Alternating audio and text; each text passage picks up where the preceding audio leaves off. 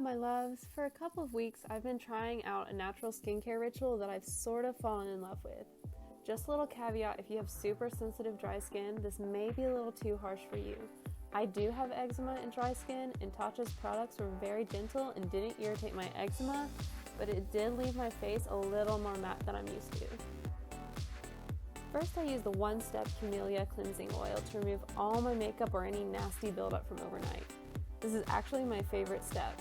It smells so earthy and refreshing, and it's got tons of antioxidants that are loaded onto your skin. Use like 3 to 5 pumps and massage onto your face for 30 seconds or so.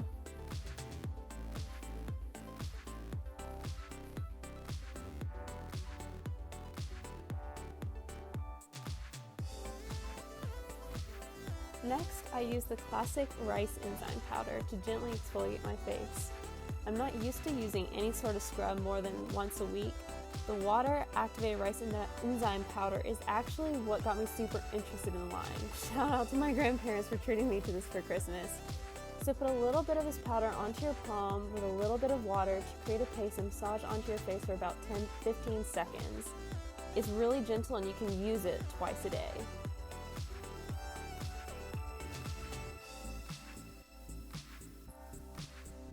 So once your face is thoroughly cleansed and polished, take some of the water cream and gently massage it onto your face, neck, and décolleté in soft upward strokes.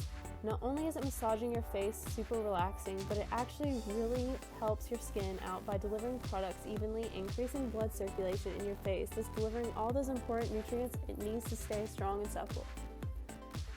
Finally, lock in all that moisture and create that glowy strobe effect without any highlighter with a luminous dewy skin mist. Just shake it a little bit before you use it and gently mist onto your face. It's super hydrating and really soothing.